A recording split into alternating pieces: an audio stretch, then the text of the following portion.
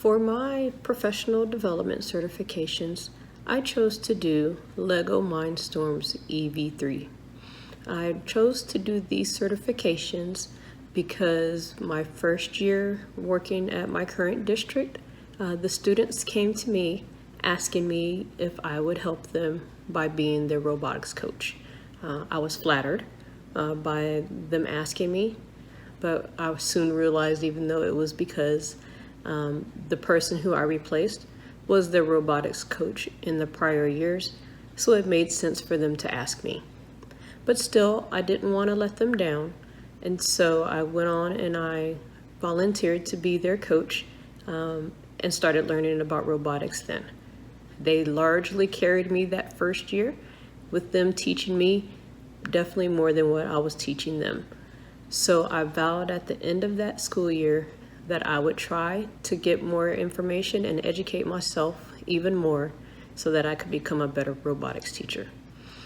My second year at this district, which was last year, I was doing better. I was able to get into more of the training, but I still wasn't able to get the personalized training that I wanted. And then COVID happened, so that prevented me from getting anything done more with the students, and we weren't able to compete.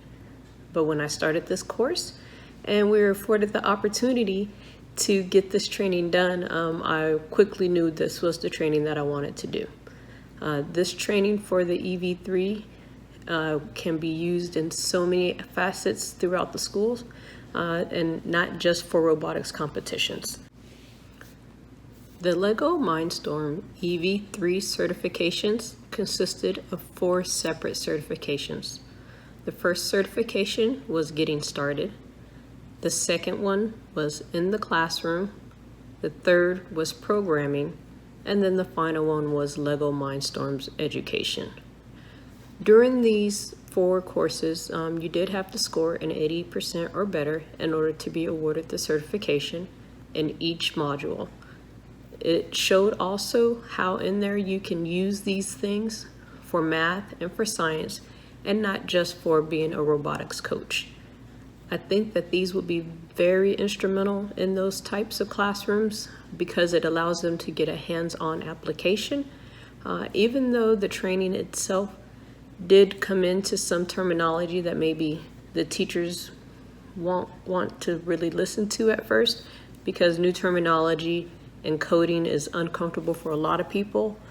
But as they get into it and they're able to get hands-on as teachers to be able to implement it in their classrooms, I think that they would enjoy it a lot. There is quite a bit of terminology to become familiar with when you are working with the EV3 robot, but I think although it may be intimidating at first, especially to teachers, because they're not really accustomed to doing the coding and learning these new things, I think as it becomes familiar to them and they can see what these items do, that they'll be more comfortable, and that way they can project that to the students as well, of learning how easy it is. Things such as the motors. The EV3 comes with 2 medium motors and 1 large motor. It also comes with an ultrasonic sensor, which measures and detects distance, which would be greatly used in math if you can have them measure out a distance or use addition and subtraction, and then make it like a game, or have them define it and see how that's going to work out. It also has a gyroscope, which measures the speed and rotations, and it also measures for the degrees. So if something is needing to go a certain degrees, like when the EV3 needs to do a 90-degree turn, it uses the gyroscope to do that. So again, this is something that's not just that can be used during a robotics competition. It is definitely something that can be implemented in the classroom as an extension of a lesson, and being able to teach that to teachers so that they can feel comfortable themselves having it in their classroom, as opposed to an instructional technology teacher always having to come in for them.